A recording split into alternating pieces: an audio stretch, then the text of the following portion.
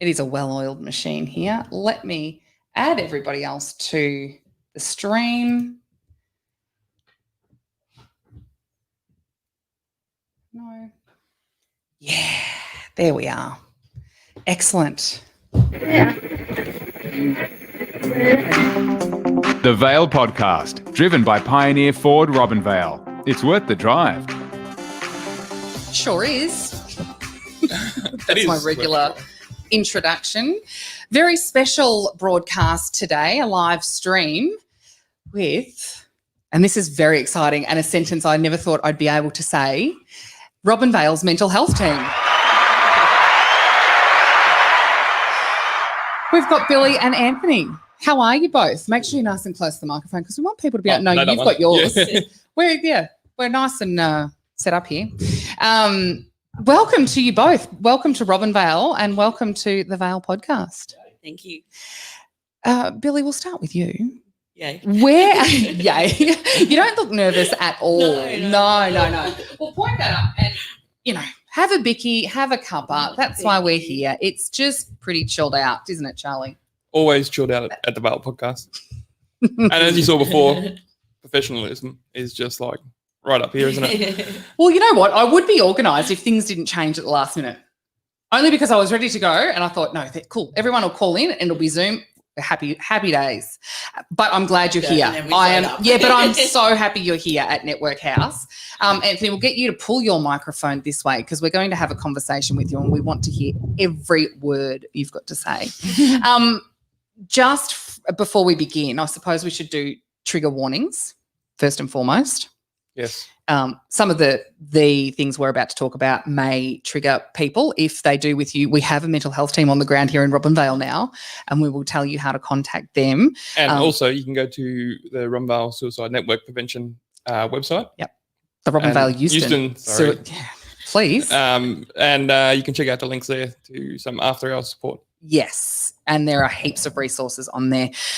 Just our housekeeping and warnings. Also, if you've got any questions during the live stream, then please feel free to ask them because we will be able to see them pop up on the screen. Doesn't matter whether you're watching us from the R.E.S.P Facebook page, the Vale podcast page, or the Vale YouTube channel. We'll be able to see all of them. So there we go. Billy, we'll start with you. Welcome. Thank you. You come highly recommended from a mutual associate. Oh, that sounds nice. I know. So when she heard that you were going to be on the ground here as our mental health nurse, she was thrilled because she's been a big supporter of the 42K campaign. I'd love to know who this is. I'm not going to tell you. Not on air anyway. So where do you come to us from? I reside in Moorabbin. Oh, do you? Yes. Okay. So basically a local. Yep. I've been a psychiatric nurse for almost 30 years. Wow. If we're including my 3 years hospital-based training from 91 to 94. All in this area, in the Soraya area? Or? Most of it. I've also worked down in Melbourne in the old Royal Park, one of the old big bins, for want of a better name. Yeah. Institutions. And I also worked over in Perth at the Fremantle Hospital and up in Broome for a while. Oh, you lived in Broome. I did. Oh, you got to live in Broome. That was before 2000 though, so it was quite a while ago now. So back before it was commercialised, no McDonald's wrappers everywhere. I was going to say there would be just people and dolphins. Yes, it was beautiful. And pearls. It's gorgeous, absolutely gorgeous. Wow. Well, welcome to Robinvale. Thank you. This is a gorgeous part of the world also. Beautiful. Like Broome. Yeah, very similar to Broome. Yeah. Similar. Yeah. Except we have Murray Cod and the Murray River. Yeah, and no dolphins. No. Murray Cod the size of dolphins though. That's true. And Anthony, where do you hail from? Everywhere really. I'm from Bendigo. Yes. That's where I live. Do you commute from Bendigo every day? Yeah. Do you really? No. Just had this conversation. No, I left about 12 o'clock this morning to get here. Yeah. No, I just go back on the weekends, but I'm here during the week. Oh, right. Excellent. So the question I do always ask professionals when they're commuting for a long way away is how long is that going to last? How long until you get sick of the travel? I mean, we desperately hope that you don't. Well, how long have you been doing it, Billy? This is only my 6th week. Yeah.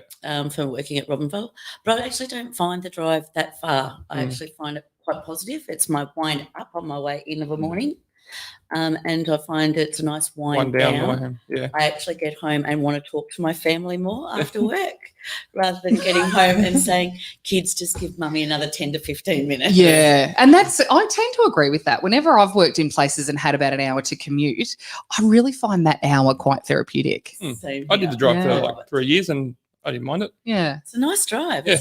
It's really not as far as what I thought it was. Yeah. No. Despite the fact that I had travelled here quite a few times before, Yeah. but not doing it every day. Yeah. No, it's not that bad. No. I like it. Excellent. Which way do you go? Do you go through through I've got New a set South of Wales? checkpoints. I've got to, Yeah. to You don't go the through this. Hattaway? No, that's 2 hours. Oh, gosh. Yeah. Yeah, fair enough. I'll stick with the 1 hour. Scenic, for now. though. Yeah. One word for it. You can stop at the Weeman store as well. The Women's Store and then the Hatter Roadhouse, Yeah. who are now owned by the same people, incidentally. Oh, there you go. There you go. I don't need the extra snacks so at the moment.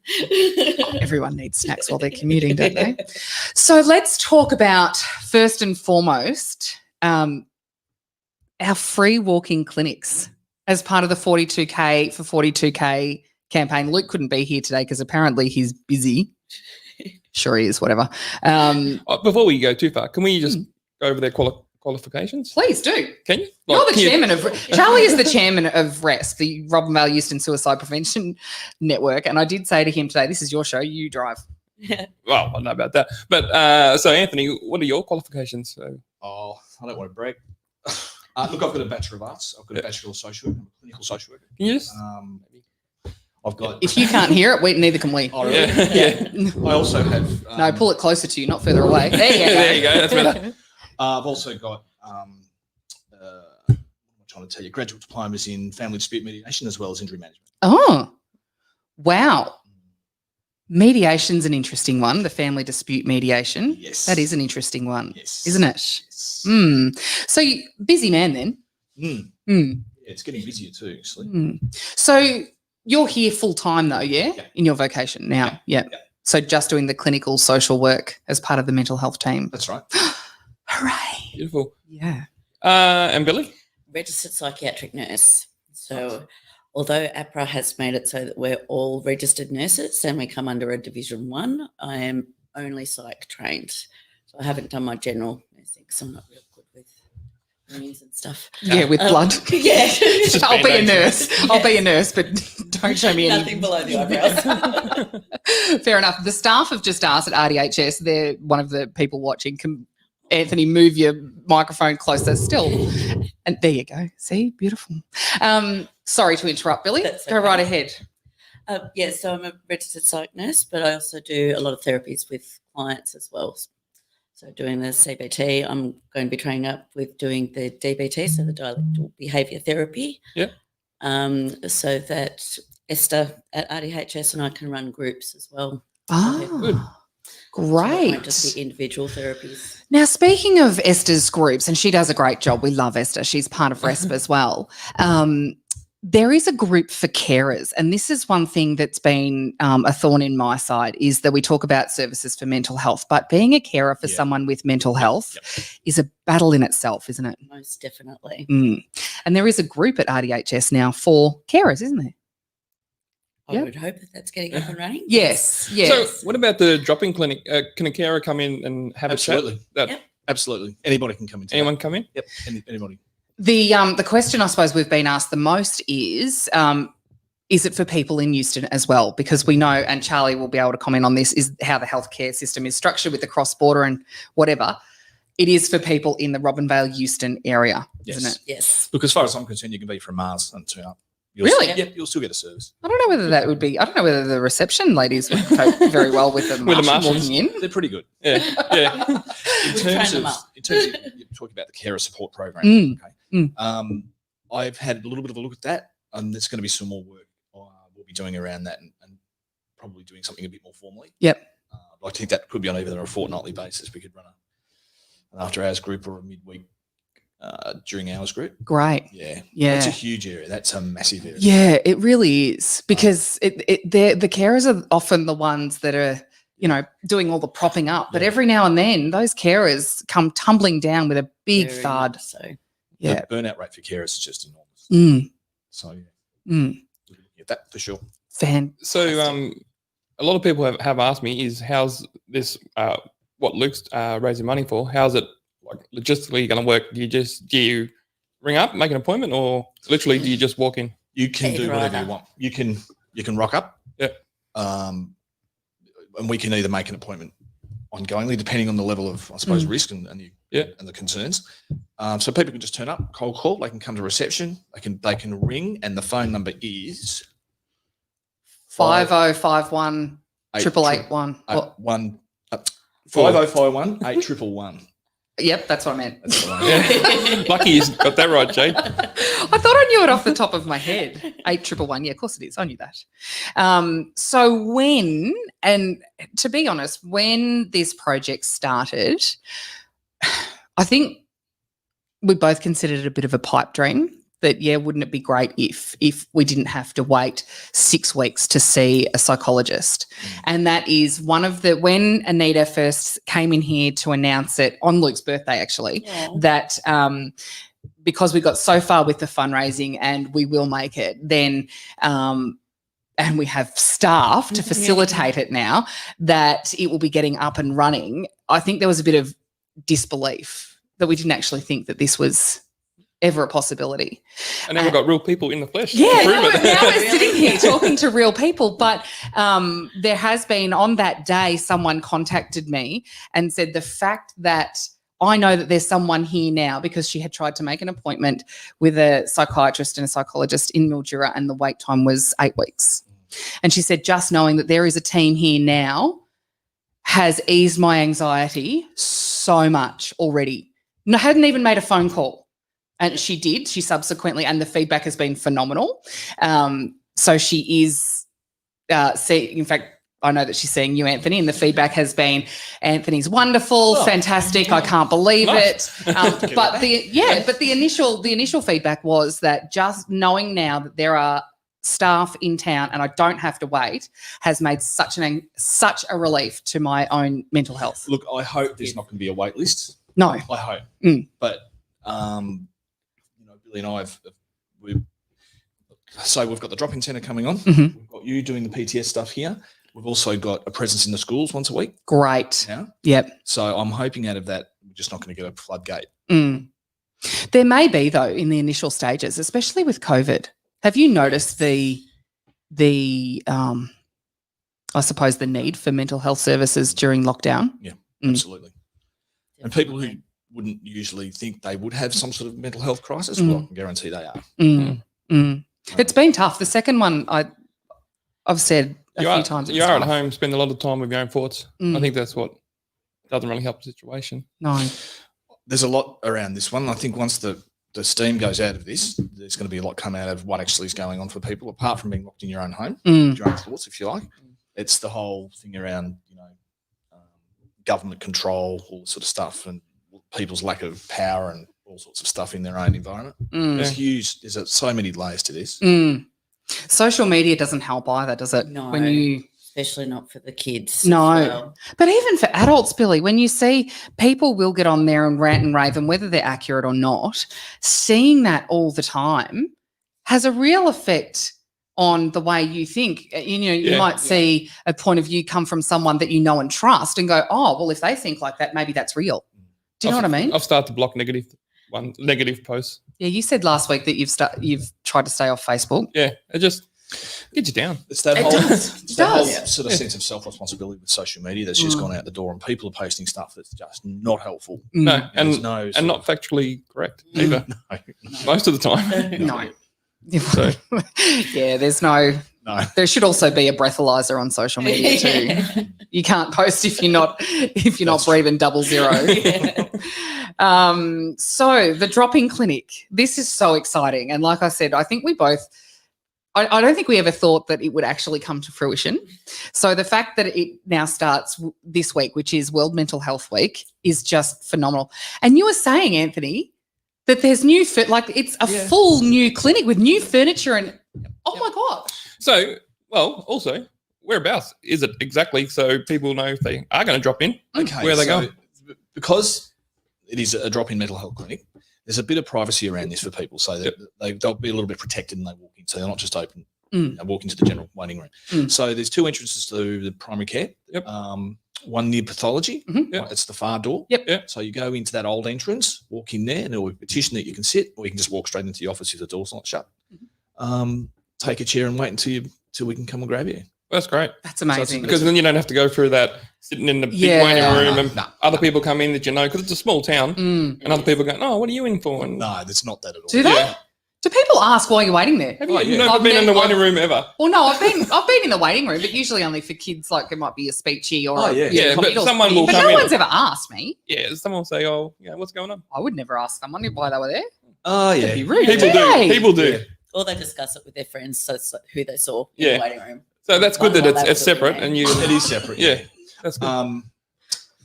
So look, it'll have the way it's set up is it'll be hopefully 3 days a week as a formal station. 3 days a week. Yeah. So oh my gosh, it'll that's be- amazing. It's more than one day. Well, between Esther.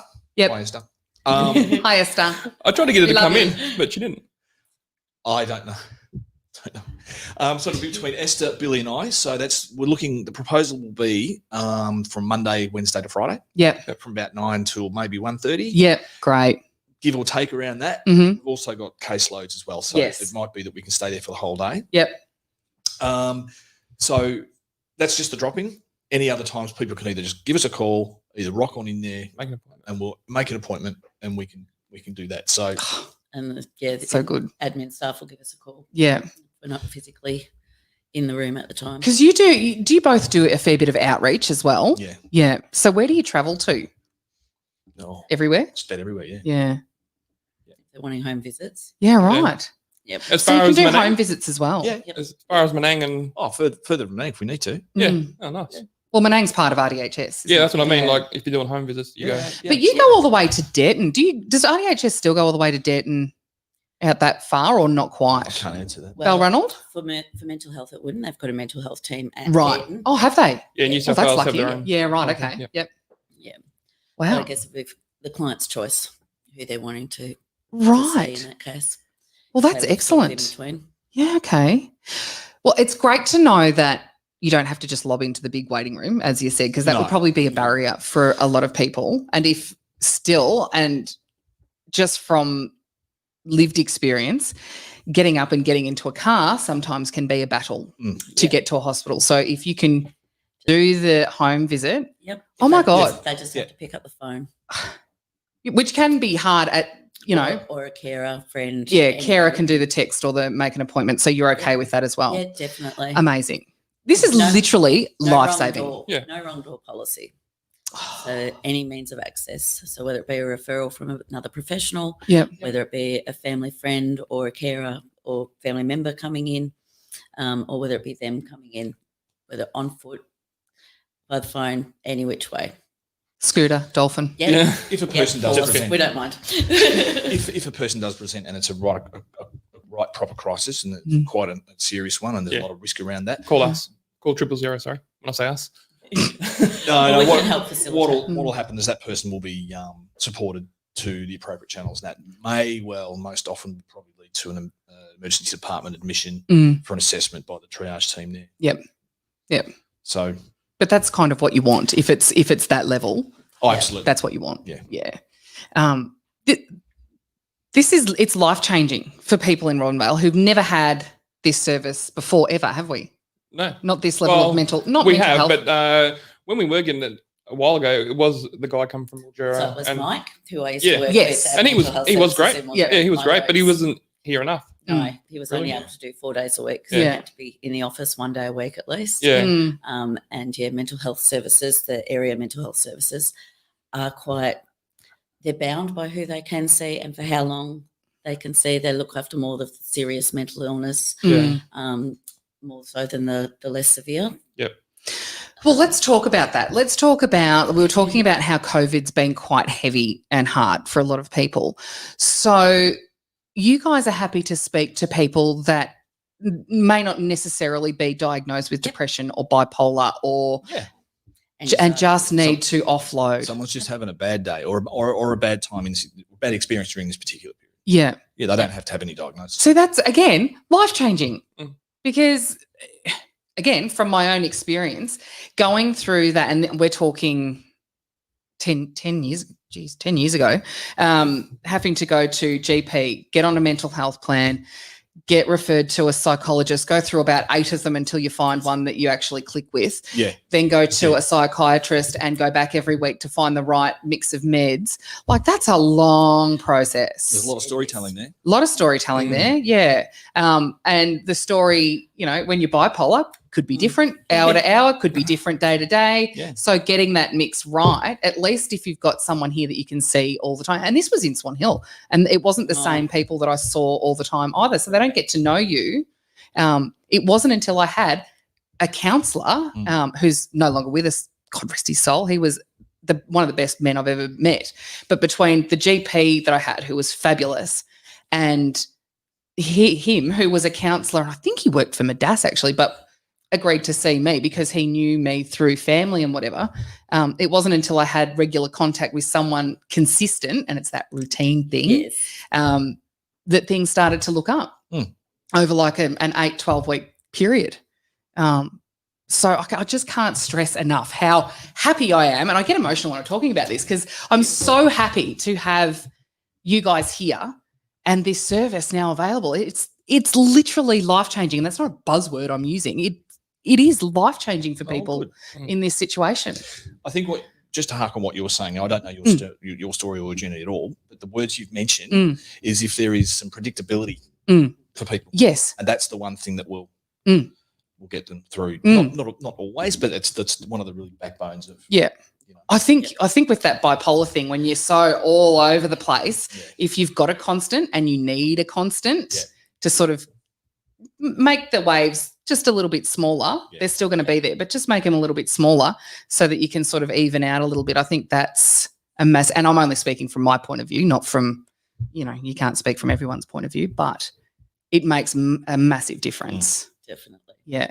And it will make a massive difference for people when they start to get to know you guys. Well, you see it clinically. Yeah. Okay, you do actually see it clinically. When you've got clients who've got whatever thing going on for them, if you see them week to week during a really acute phase, you can actually chart and feed that back to them. So in terms of insight, you can build on insight and, really then take a little bit more control around what's going on for them. It's still there, but they can, I suppose, puts a skill set that they can self-manage a little bit more. Yes. Yeah. More effectively. Yeah. And I don't even like admin, but I do know my counsellor used to do that for me and would take me back to week 1. This is where you were in week 1. Yeah. And this is, you're in week 4 now, and look at the difference. And I'll be like, oh, whatever. Yeah. But it's that, bringing people back to recognise and giving them the tools in their toolbox to help manage themselves going forward. Speaking of tools, Billy, you were talking about CBT before. Yes, cognitive behaviour therapy. Yeah. Yes. So do you want to explain a bit of that for the listeners? Because we all talk about in abbreviations. In the simplest terms, cognitive behaviour therapy means the way we think affects the way we feel about something, and then that affects how we behave. So I guess I was trying to explain this to my young ones last week. And I went with food. So if I think of a boiled egg, I don't really like boiled eggs. Yes, that's exactly. Yes.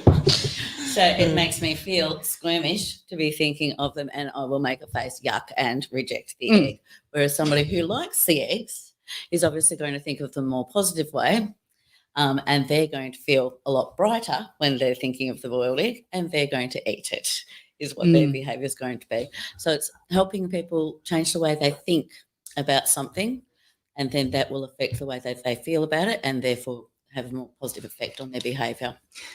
There's a lot to be said for positive thinking, isn't there? And having a positive mindset. Well, changing belief systems around things that are there and you're not even sure why. I don't know why. I actually do like eggs, but it's about just challenging the belief system. Yeah. It's not working for them. Yeah. It's just not working. So how do you get someone to recognise that their belief system isn't working for them? all right, well, if a person's consistently taking drugs or they're in prison or they're coming to the attention of the wrong people all the time, what's not working for you? Yep. If to bring it, I suppose, down to from a mental health point of view, if a person is basically got a really bad view of the world, they're nihilistic, right? Nothing's good. It's all doom and gloom and crap. You need to challenge some of that thinking, that behaviour, and often you'll find out there's a root cause to that thinking. Somewhere down in their history has been something that has not worked out for them, and over time that has really not been dealt with. Yeah. It's layered upon, and there we go. And that sets up a whole chain reaction of global belief and their belief system around just about everything. So people who suffer from depression, if you like, in the whole world, this is a good one for about depression, and they just can't see a positive thing about anything. Okay? It's about challenging that stuff. It's like pulling teeth out of a chook, but after a period of time, you do actually get there. Yeah, with some people, you got to put in the work though, don't you? Oh yeah, absolutely. Yourself. Yeah. This sounds so taxing on you guys though. How do you guys de-stress and find a bit of relief? My 4 kids and the river. Yeah. Water. Yep. Yeah. I love the outdoors. I love nature. Yeah. I love getting into it. I love fishing. I'm so glad we're allowed back in the river. I know. So we can get back into the water sports. We can get back to camping and that sort of thing, and spending time playing with my kids. Yeah. They are getting a little bit older. They're aged between 10 and 15 or almost 15. But yeah, just doing things with them I find really grounding. Yeah. What about you, Anthony? Well, it's a few ways to do it. I think we talk about belief systems. I suppose my thinking around people and their journeys, it's their journey. And they make choices and decisions, whether they be good or bad. What people choose to do is not my responsibility. Okay. And that's their line in life. Not mine. Yeah. All right. Doesn't mean to say you hear some stuff and you see some stuff that is just genuinely sad. That's just the tapestry of life. Yeah. You know, but the counter side of that too, you get to see some really good stuff too. Yeah. You know, it's not all loss. You do actually have some really good wins. Yeah. We're running a therapy in the clinic called EMDR, right? Eye movement. I can't. Oh. EMC. Yeah, I don't know what it stands for, but I know what you're talking about. Eye movement. Hang on. I'm a therapist. We'll just take a short break. Eye movement desensitization and reprocessing. Yeah, is what that is. So we're actually running. That's a trauma-informed therapy. That works, in my experience, about 98% straight away. Wow. Yeah. That's a massive success rate. It's not. It's just the way the therapy is. Yeah. You shake the neural tree of memory and trauma. Literally shake it. Yeah. And the chemicals that bind the memory go. Is that the one where you close your eyes and look straight ahead and then No. No? No. Explain this one to me. Well, I'm just saying this is just an additional therapy that we're running. And it's for trauma basically. Okay. And it's got uses all over the world. Right. For people. So when you say what we do to de-stress, when you do something you see and you have a very, very successful positive outcome, it's like, that's you get clinical wins and they're the things that get you by. Yeah, absolutely. That's the same with us, I suppose. I don't know if we mentioned this, but I'm an Amber. Yes, so, I heard that. And it's the same with us. Yeah. You do get really, really bad jobs, but it's the good ones that I suppose pull you through. Yeah, absolutely. Focusing on the positives. Yeah. Okay. And I think too, as you sort of become a bit more experienced, you know what you will tolerate and what you won't. Yeah. You know, when I certainly know what my challenge is, I know what does my head in. It's usually around, because I used to work a lot in trauma and ICU and ED. Yeah. It's the presentations of the really little ones. Yep. And I know for a fact now that it's just something I run from. You know, if I can pass that off, believe me, I will. But so I think as you get a bit older and you sort of you know what the feel of the water's going to be. You sort of know what you can and can't do safely for yourself. Yeah. When you say little ones, you mean children. Yeah. I agree. I can't even watch bad news stories about kids. That comes part and parcel with being a parent, doesn't it? Yeah, it does. Yeah. That's Yeah. I totally get what you're saying. I can't even watch like I said, a bad news story about kids being harmed in any way. Well, I can't understand why the world's so populated because, the stuff kids get up to is just... You do wonder sometimes. Well, it's the same with, I don't know, I guess probably most Ambos, because we're trained to do all the clinical stuff. That is fine. It's more dealing with the emotional stuff with the families. Yeah. So we can have a patient there that we're looking after and it's fine. And then as soon as the family comes in and there's that emotion attached to it, Yeah, that's when it gets hard for us. Yeah. absolutely. When you're not just dealing with the one issue, Yeah. actually you've got multiple people. Yeah. And the language around psychology, or if you like, or emotional awareness and stuff is pretty hard. And it's hard to articulate what that might be at the time. Yeah. Tough job. It is. Yeah. Very Hat tough goes off job. to you. Oh, my hat goes off to all of you. Here I am, like, thinking I'm saving the world, being a social media marketer and, you know, podcast host, and you people are out there actually saving lives. If I had a hat, I would take it off. Let's go back to the positive thinking thing, because this is something I absolutely subscribe to nowadays, and I probably always have, but it's hard to keep a check on at times. Sometimes you can let the world, and I don't want to sound like, I can't think of the right adjective for it, but meditation I find is now a really good thing, even if it's not for a long time, just to reset your brain. And I fully subscribe to the theory that thoughts become things. What do you think about that? I'm a big believer in that. And again, you could ask my kids about me always telling them what you put out to the universe is what you will receive back. So I'm a big one on telling them we put out the positives to the universe, so it's the positives that will come back to us. It's so refreshing to hear, because science, you're a nurse, you're a psych nurse, Yes, and you're I am. saying if you put it out to the universe, it will come back. And I say often to my husband, thoughts become things, and you can, whatever you want, you can manifest. Like, it will take some work. Take the opportunities. When you see a door open, don't say no. But I fully subscribe to that. And people will look at me, and Charles is looking at me now going, you sound like... No. Really? Exactly the same thing. Oh, well, there you go. No, So there's a lot not to be really. said. I do it with car parks. You've got to visualize it. But you do. It works, but it does work with car parks. Yeah. Here's an example, and I'm not campaigning here, but running for council at the moment, totally manifested the top of the ballot draw that morning. Meditated on it.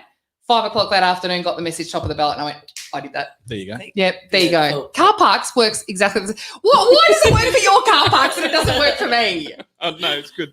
I do it on the green lights, traffic lights, for them to stay green whilst I'm driving along. Do you think it's harder to do it for bigger things? It can be. Yeah. Why is that? Because we don't believe that we can make it do? Well, there's a lot of self-sabotage in our lives.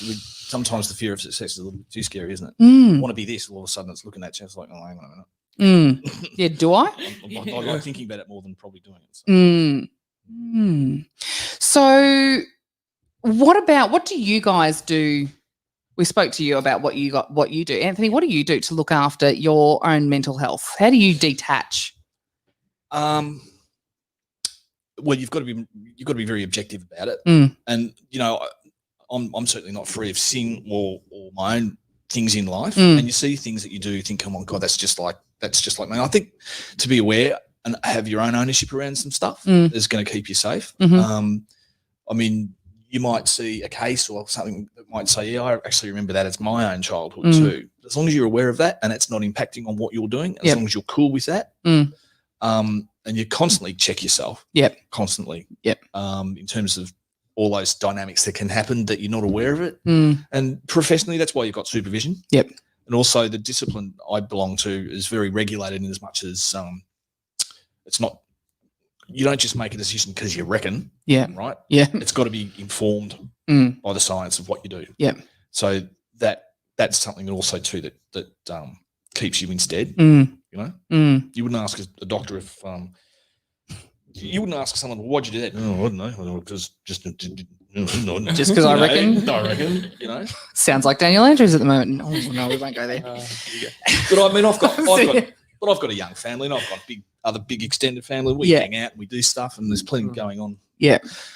So, what about for everyday people like me? What can we do day to day just to help us either get to that change mindset, or does that take a bit more of that cognitive behavioural therapy?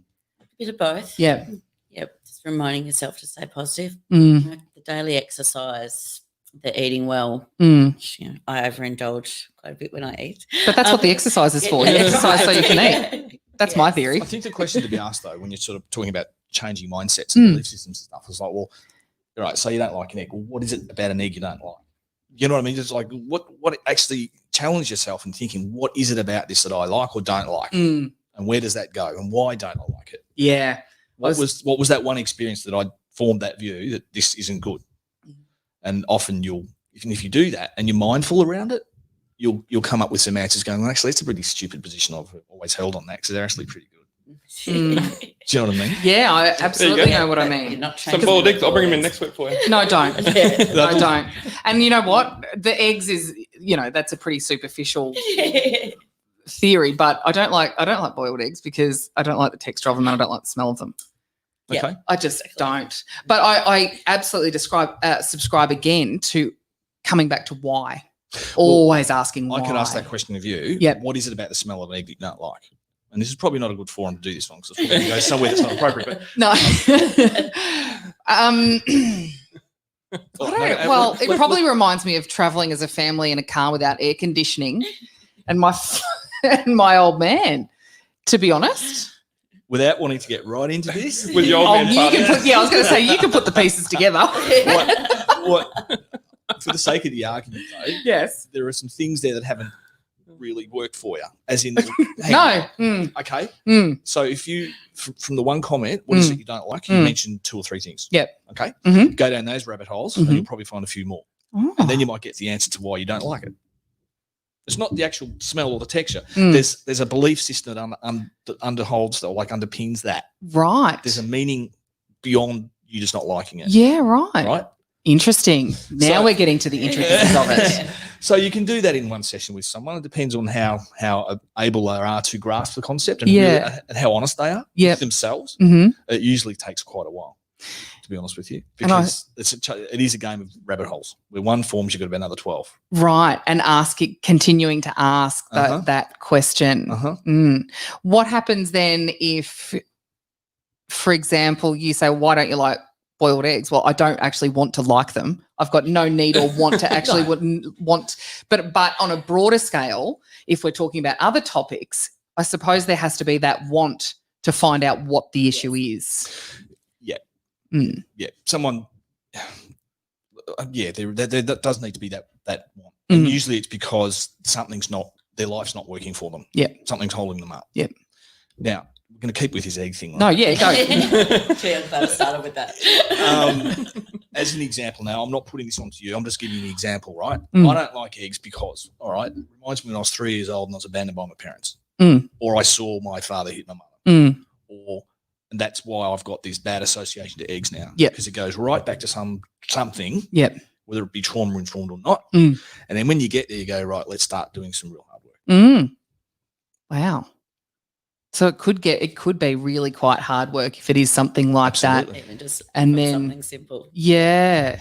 It very much could be. If you're talking about something that's happened when they're really young, you're talking about, and maybe they're 50, you're talking about maybe 47 years of layers and layers and layers of denial and God only knows what else. So it's actually, it's got to a point in their life where they need to do something about it because they've got failed marriages and they're alcoholic and they've got drugs and they've got court pending. As a pretty broad example, but so if that happens, that's with CBT and with various other therapies, you can actually go down to what the possible root causes are for people. Takes a bit of time, takes a few tears. Yeah, I bet. But most people come out at the other end. I never thought I could get emotional over a boiled egg, but now I'm starting to think about it and go, I don't even want to start thinking about chickens then. No. Well, no, let's explore that, Charlie. Let's explore why you don't like chooks. This is the thing, I don't even know why I don't like them. What do you mean? Like, I don't even know why now. I just don't like them. Well, you see, that's when we'd sit down and go, right, let's go down and look at the possibilities why you don't like a chook. Yeah. But I've just never liked them from a kid. But didn't you get chased by a chook? Yeah, but I reckon I didn't like them before that. Do you know what? There's the good reason why people don't like things. Yeah. Right? There's countless examples, and 2 that I know of. One's a personal one of a very, very, very dear friend of mine who was terrified of water. Right? Couldn't swim, didn't want to go near it. Yep. Poor bugger. Went down to Tasmania on a whitewater rafting thing after being taught how Why to would swim. you do that to yourself? Well, unfortunately, he didn't make it back from that. And another story I know was a lady who had arachnophobia, right? Terrified of spiders. terrified. Couldn't you mention the word and she just fall apart. All right, so she's gone through all this DBT, which is dialectical behavioural therapy. So let's challenge the behaviour by actually doing the thing that you hate the most, right? So she's got to a point with this psychologist having the spider sitting on her hand, manages to get it up to near her face. This damn thing spits in her eye and she becomes permanently blind. Oh. So when you don't like chooks, I often say this to people: if you don't like them, there's probably a good reason why you don't like them. Yeah. You know? But yeah, and it's just been since I've been a kid. Yep. Like even now, just thinking about, there's no way I'd be holding one just there.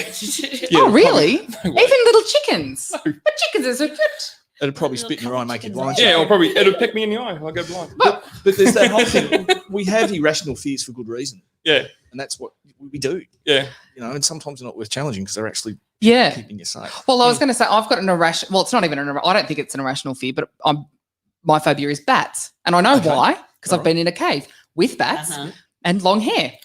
Don't like bats. You know what? Don't want to fix that. No interest in. However, it has caused. What about Batman?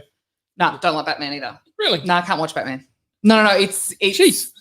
It's alarming and can't walk through Bendigo. You know how in Bendigo that's the only time probably outside of a cave where I've really struggled to hold it together. Well, I was there on the weekend and they're there in droves. Okay, then I don't go to Bendigo. Simple. And it's simple as that. I won't walk around Bendigo in the CBD because I won't go anywhere near the park. Well, you can smell the park from No. Flat. Even now I'm like, again, don't want to fix it. Don't fix me. But is it causing a problem in your life?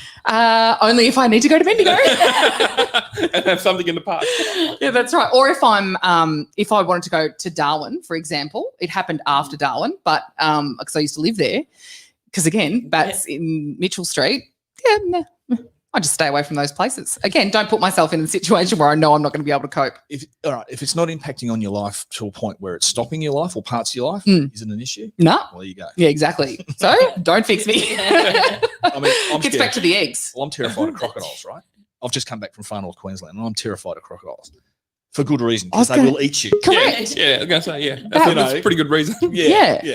I was going to say that would be Esther's joined the broadcast. Oh, where is she? Where's Esther? There she is. Hi, Esther. Hi, sorry guys, I was caught up with another client. That's okay. You're on the live stream now, Esther. How are you? Very well, thank you. Nice weather today. It's beautiful, isn't it? Yes. We were just talking about irrational fears and Anthony telling us that he has a very rational fear of crocodiles. Do you have an irrational fear of anything? Yeah, spiders. Not into spiders? No, and if there's a spider, I will not sleep that night. No. Oh, so good. Hey, Esther, we've got you here. Maybe you could run us through what's going to happen this week at RDHS, being World Mental Health Week. So we've arranged a couple of webinars, and really it's just to first of all introduce the new very experienced mental health specialists that we have on board in RDHS at the moment. So letting our community know that we've got these new people and they've got all this expertise and they're wanting to share all the information and knowledge that they have with the community and with other healthcare providers and professionals, in the area. We will be talking about different things. I will be on tomorrow night with Anthony. And I think Anthony is talking about lots of things, stress management, signs and stuff like that. And I will be talking about addictions. And my focus will be on support for families who have a family member who may be struggling with addiction, and talking about how they can set boundaries to make sure that everything is going okay, and that people are safe and that people are thriving despite the challenge of having someone with an addiction in the family. So really, I think this week it's really just to share with the community supports available in RDHS and really in Australia, because there's lots of online resources and things like those. So, yeah. Sounds like a pretty full week. Yeah. I was mid. Yes. Sorry. One way to get you to stop talking. Wow, rude. Yeah. Just rude. But fair. Yeah. No. So let's talk about. We've got a little bit longer to go. We've got about 15 minutes left. Let's talk about. We left off before talking about what people can do every day about looking after their mental health. Yes, people can. What about stress management? Is it one and the same? Like just taking that time for yourself? You've got to look. It is, but you've got to be aware that you're stressed. Mm. Right? A lot of people don't. So they'll be drinking to an excess, probably not sleeping, or actually drinking to get to sleep, using other drugs, being a bad-tempered pig, just being rotten to the ones they love the most. Yep. Well, That's what happens, isn't it? What happens. Yeah. So, and often feedback, like if you're being revolting, fair chance someone's going to tell you about it. Yeah, no doubt. Usually. So I think it's about having an awareness of what the signs of being stressed are. Right? Poor sleep, probably eating too much, not eating enough. Yep. Feeling of sort of underlying anxiety, if you like, shaking in rapid thoughts and not able to concentrate. Poor temper. Yep. Distancing yourself. Just not wanting to be around with people. Be careful how I say that. But just not, and also not doing the things that you'd usually do. So your routine of normality's changed. Yeah. Right. What's wrong with you? I haven't seen you here for a while. What's going on? Or what are you doing that for? You've never done that before, or you're doing this too much. That's usually around consumption of something. Yeah. You're doing it too much. There's also lots of physical side effects of stress too, isn't there? Absolutely. Like? The physiology of stress is that there is not one cell of your body. If you are stressed and remain stressed for a long time, you've got too much adrenaline in your body. All right. Now, you know this better than anyone. There is not one cell in your body that will not be affected by a hyper-aroused stress state. Really? Every cell of your body. And the longer that goes on, the harder it is for the certain brain centers in your brain to stop doing that, right? So they fire, and you are predisposed to things like diabetes, heart disease, strokes. So many different things are happening. Is that why you go grey when you're stressed? Obama is a perfect example. He wasn't grey when he started as the president of the United States, ended nearly white. Well, have a look at the current president. He's got orange hair. Yeah, but I think that's actually a physician told me this. That's a Billy Rubin type of hair. It's like yeah. And I won't say on air what that means. I'll tell you after. But when you find out, you go, yeah, that fits the person. Billy I'm Rubin. so confused. You can, I'll tell you later. Yeah. I'll tell you later. But stress isn't why you go grey? I can't use that as an excuse? I have no idea. To be honest with you. Some people say it is. I mean, you hear cases of something terrible happen and the person goes grey overnight. I don't know. Wow. But I certainly know it is part of aging. Yeah, well, stop it. Aging. So stress is prolonged stress for somebody. And it also, the mental health side effects of that is long-term anxiety, long-term memories, long-term depression. Yeah. Not creating memories. Yeah. Let's talk about that. Because you're shutting down the pathway. Exactly. Pretty much. Really? Yeah, Yep. absolutely. Is this why we lose? You run on autopilot when you're stressed. Yeah. So it doesn't go to your long-term memory bank. Doesn't go. Right. Does it not go to your short-term memory either? No. Nope. And this is why, if you're stressed, is you what- can ask the same question over and over and over again. Don't retain. Things which makes you more stressed. Esther's nodding too. She's Yeah. going, yep. You don't retain any new learning. Right. So You don't- don't study when you're stressed. Well, you can't. Because you'll read the same thing 50 times and go, what the hell am I going? That to me is a green light. And Going, also- right, if I'm stressed when I'm studying, and I don't study because I'm a terrible student, but that would be like, right, I need to go for a walk, de-stress. Yeah. Yep. So it's not just buzzwords that we Yeah. hear people preaching about all the time. It's actually scientifically backed, I suppose. When we absolutely. were saying before, about when you're stressed, you don't sleep as well. And that's when your memories actually get laid and get stuck in your head Cemented when you in your are head. sleeping. Oh, really? Yeah. You know stuff. I went to uni and everything. Well, Charles, the evidence at the moment, the current evidence suggests that when I was talking about EMDR, Yeah. You actually challenge the working memory, and that's part of when we have rapid eye movement in our Yeah. sleep. There's a connection between the rapid eye or the challenging of the working memory that processes long-term memories. Yeah. Rapid Eye Movement to me was just a really good band from the 80s and 90s that I never got to see live. I know July. But that's interesting. And I mean, I love all this science behind sleep and what happens, because I'm one of those people that thinks I can run on about 3 hours sleep a night, and I can for about 3 or 4 days. Yeah, then you and, crash. and then come crashing down. Yeah. But it's interesting when you say you stop forming memories, because I see that happening and I start to think, is this a red flag? Do I need to Probably. check myself, or do I just need a good sleep? Probably a bit of both. Yeah. Recognise that you are maybe you are going a bit too quick and you probably just needed a good sleep. Yeah. So insight into yourself is huge, and not most of us don't have that. Yeah. I think it takes a fair bit of work to find that, though, doesn't it? It does, yeah. Yeah.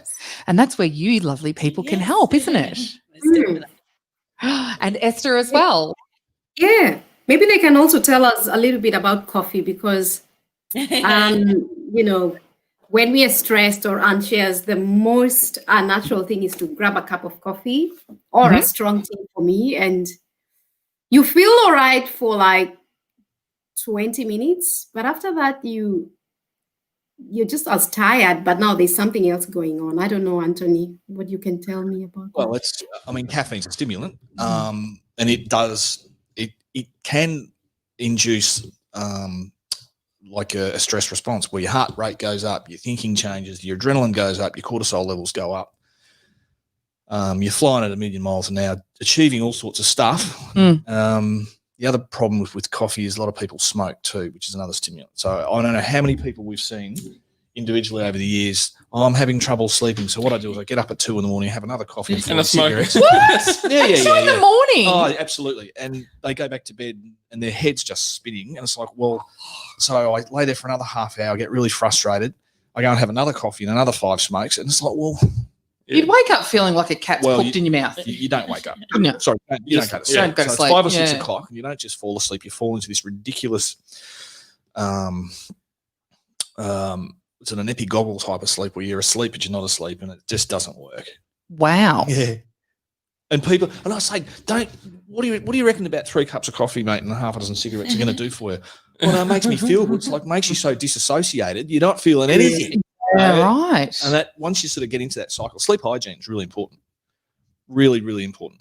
Let's talk about sleep hygiene. What do you mean by that term? Well, hygiene is basically the word hygiene is something you do to keep yourself healthy and clean and regular and all that sort of stuff. Sleep hygiene is exactly the same as having a shower. You've got to do it properly every day or else you get sick. Does that mean turning off screens 2 hours before you go to bed? Probably, yeah. Not having coffee, alcohol, Yeah. that kind of all that. Again, common sense stuff. Common sense stuff, but people be surprised. It's common sense, but yet again, how many people do we know who have 4 coffees before bed and a few cigarettes and can't get to sleep? And all of a sudden, and they ring an ambulance at 2 o'clock in the morning. Because they can't get to sleep. Oh, and their heart's racing. Yeah, right. Yeah. Okay. Yeah. Yeah. After 3 or 4 coffees, it would be. Yeah. Wow. So with sleep hygiene, it's around just creating a really strict routine. Mm. And I can see on my phone, it's got an alarm for bedtime. It's like I'm going to bed at night. But anyway, it's got this thing that prompts you. Yeah. And with sleep hygiene, people can't sleep. Often, coffee and cigarettes are probably out of the equation. Same with alcohol. It can affect your sleep. It's about getting yourself in a routine, whether or not someone has a really good hot shower just beforehand and do stuff that makes them feel really nice. That could be wearing something that's really nice and warm and sort of really comforting. Yeah. And just to induce or invoke that sort of feelings of sleep and actually getting prepared to go to sleep. So. Yep.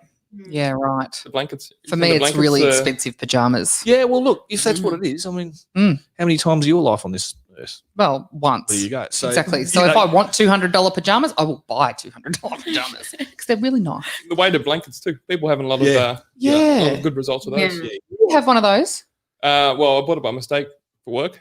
What do you mean you bought it by mistake? Because it was nice and fluffy. And yeah, they're really effective, aren't they? Yeah.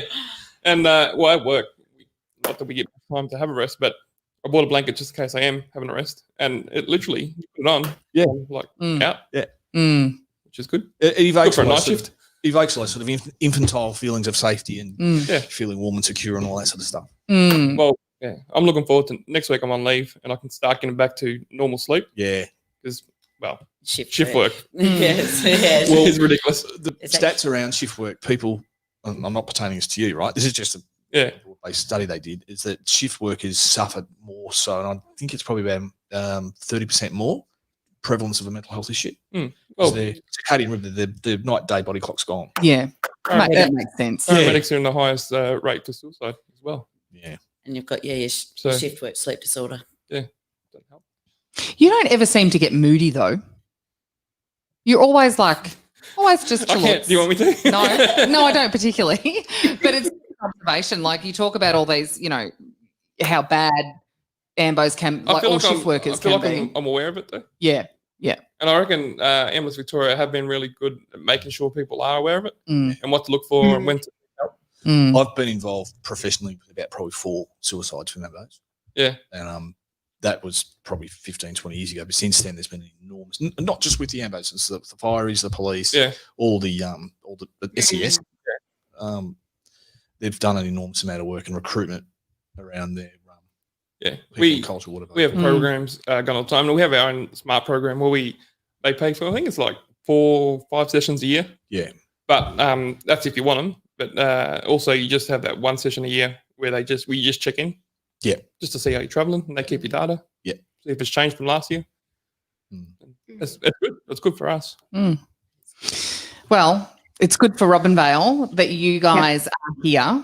Let's give some details once again about the clinic, which is amazing and it's free and anyone can use it. Anyone. So it's the old entrance to primary care. That's right. You can walk in between Monday, Wednesday and Friday between 9 and 1. Yes.